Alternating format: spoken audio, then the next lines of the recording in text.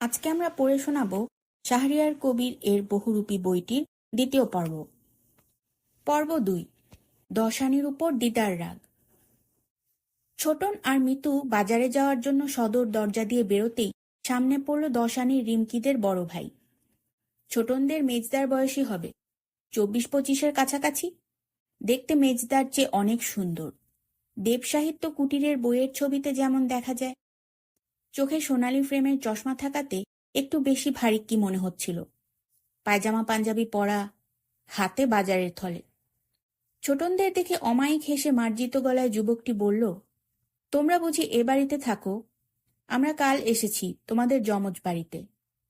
গম্ভীর হয়ে ছোটন বলল, জানি, সকালে রিমকিদের সঙ্গে পরিচয় হয়েছে। আপনি তখন বারান্দায় বসে চা খাচ্ছিলেন। তাই বুঝি? কই, তখন তো আমার সঙ্গে পরিচয় করতে এলে না।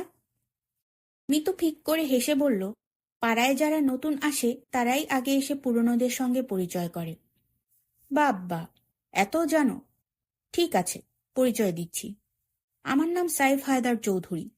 ২ বছর ধরে মেডিকেল কলেজে পড়ায়। ৩ ভাই ৪ বোনের ভেতর আমি সবার বড়। এই বলে রিমকির ভাই ছোটনদের দিকে হাত বাড়ালো। ছোটনরা ওর সঙ্গে হাত মিলিয়ে নিজেদের পরিচয় দিল।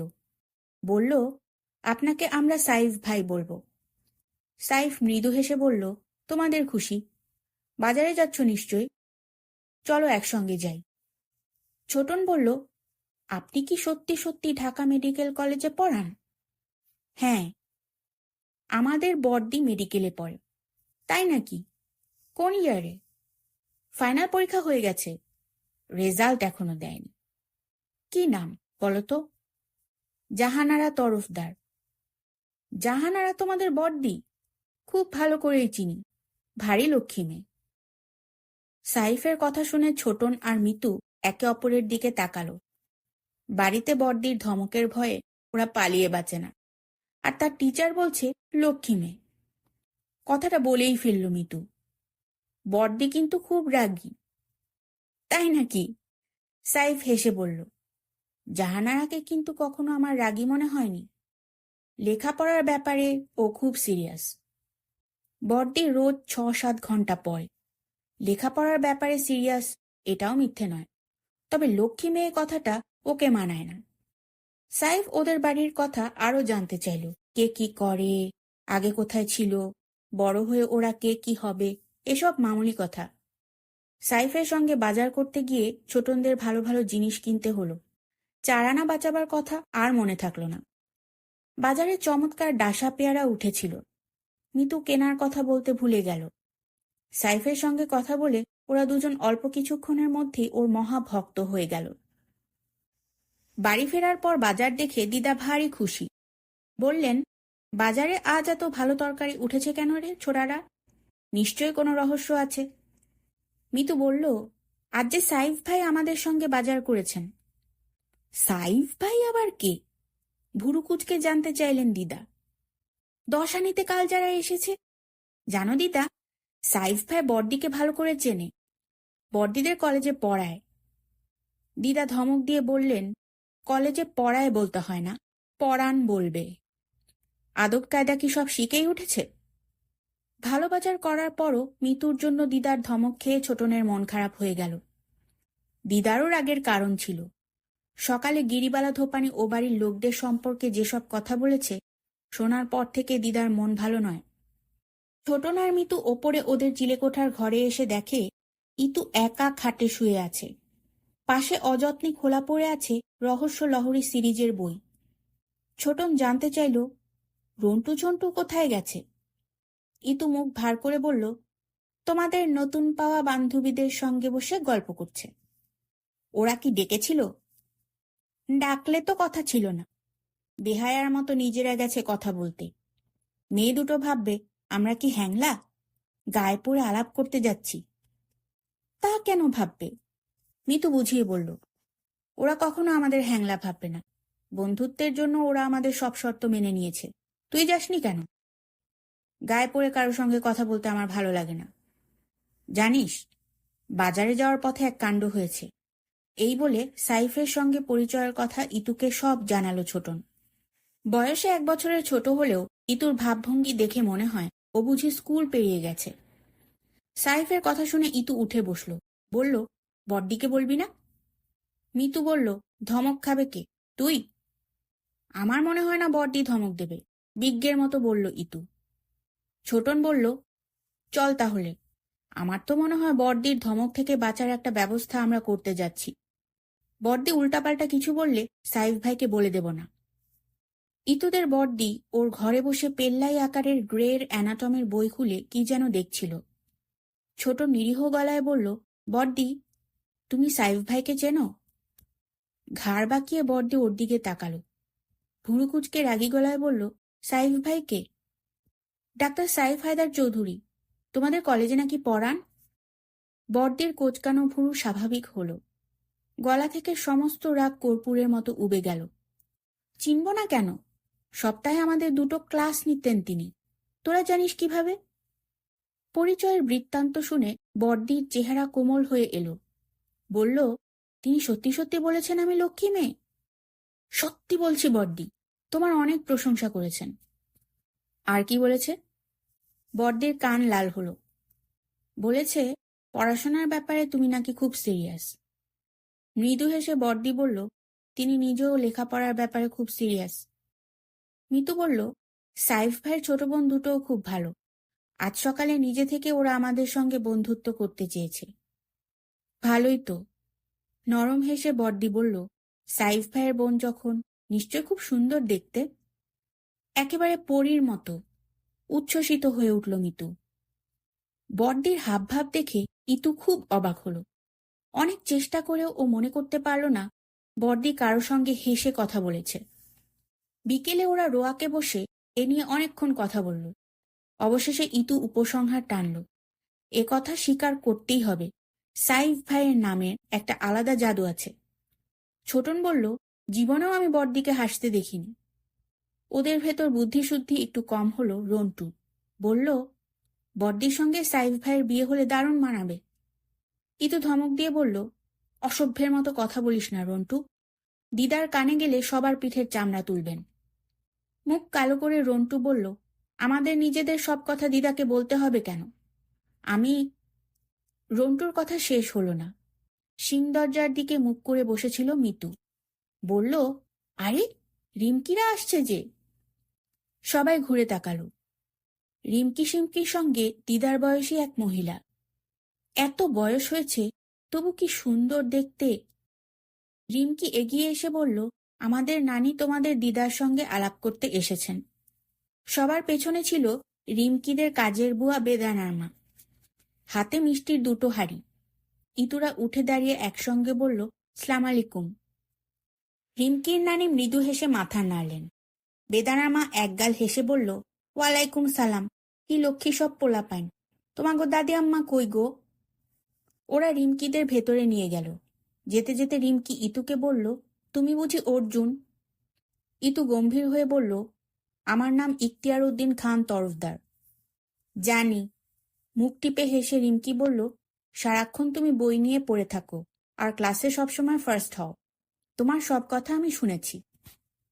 রিমকির কথা শুনে ইতুর মনটা নরম হলো। যতটা ভেবেছিল এরা ততটা খারাপ নয়। খারাপ কেন, ভালোই বলতে হবে। এত মিষ্টি নিয়ে পাড়ার কেউ কখনো ওদের বাড়িতে দেখা করতে আসেনি। ইতুর ফার্স্ট হওয়ার খবরও জেনে গেছে। বলল, ফার্স্ট হওয়া এমন কি কঠিন কাজ? তোমার সঙ্গে পাল্লা দিয়ে কে ফার্স্ট হতে যাবে বলো? শোনার পর থেকে ভাবছি তোমার ইংরেজি নোটের খাতাটা দেখব। ইংরেজিতে আমার নম্বর কখনো 50-এর উপর ওঠে না। ঠিক আছে, কাল এসো, দেখাবো। দিদা ওর ঘরে ছিলেন। রিমকির নানি অমায়িক হেসে বললেন, আপনাদের নতুন প্রতিবেশী আমরা, পরিচয় করতে এলাম। রিমকি সিমকি এসে দিদাকে সালাম করল।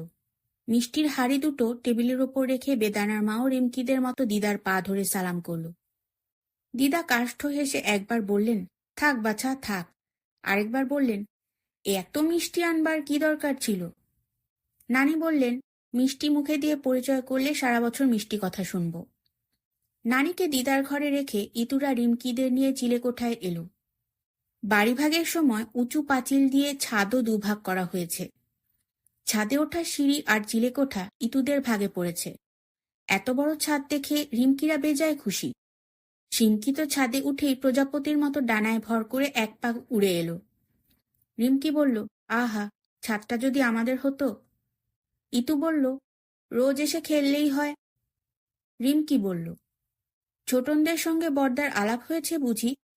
তোমাদের বড়দিকে দেখতে হবে একবার। ইতু বলল, বড়দি খুব রাগী মেয়ে। রিমকি মুখ টিপে হাসল। আমাদের দেখলে তিনি মোটেই রাখবেন না। পৌষ মাস না আসতেই বেশ শীত পড়ে গেছে। ডিসেম্বর মাস পুরোটাই স্কুল বন্ধ। ছোটন রিমকিকে বলল, শীতে কি তোমরা পিকনিক করো? নবরায় লেনের বাড়ির ভেতরে করতাম, জবাব দিল রিমকি। বাড়ির ভেতরে বুঝি পিকনিক করে? মুখ টিপে হাসল মিতু। শহরের বাইরে না গেলে কিসের পিকনিক? আমাদের ওই বাড়ির ভেতরে বড় একটা আম বাগান আছে, ওখানে নিজেরা রান্নাবাড়ি করতাম। আমরা প্রত্যেক বছর পিকনিকে যাই, ডার দেখিয়ে বলল মিতু। তেজগাঁয়ে আমাদের একটা বাগান বাড়ি আছে, ঘোড়ার গাড়িতে যেতে 2 ঘন্টা লাগে। এবছর যাওনি? যাব, এত তাড়া কিসের? ছোটন বলল, শীতটা আরো একটু পড়ুক। সিমকি বলল, আমাদের সঙ্গে নেবে? পিকনিকে আমরাও চাঁদা দেব।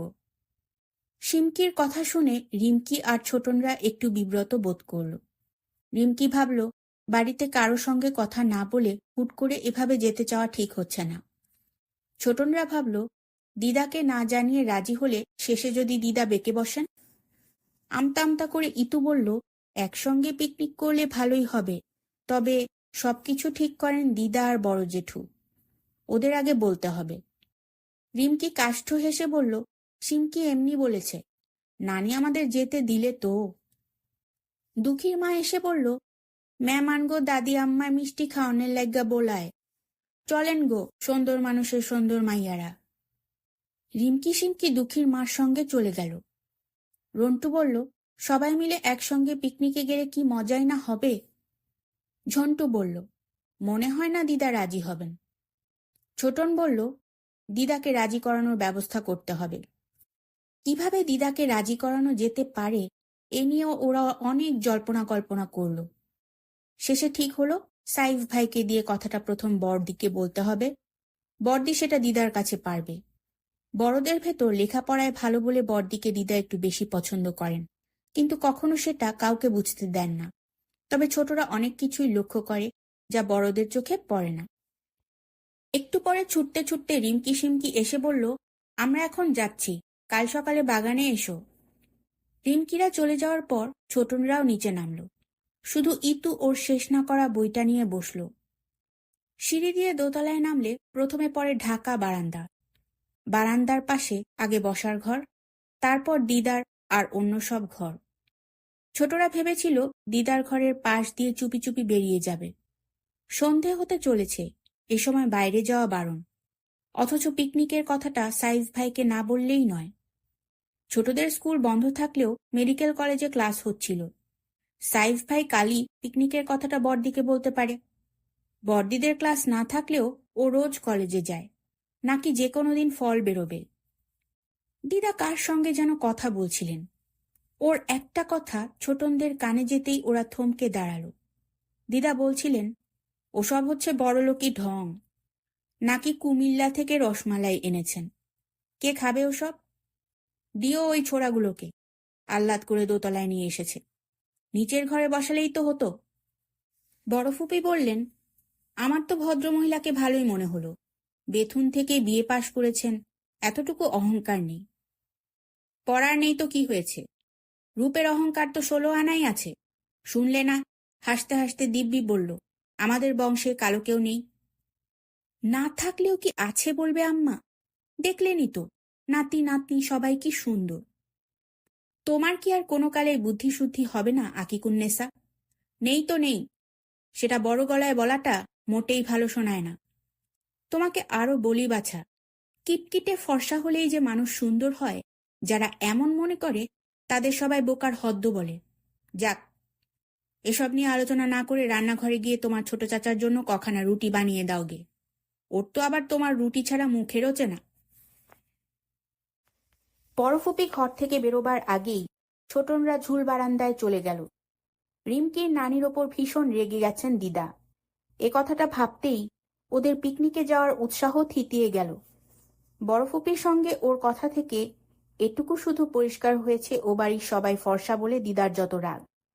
কারণ এ বাড়িতে দিদা ছাড়া আর কেউ ও বাড়ির ছেলে মেয়েদের মতো ফর্সা নয়। বড়ফুপির পেছন পেছন দিদাও যে ঘর থেকে বেরিয়ে এসেছেন ছোটনরা টের পায়নি।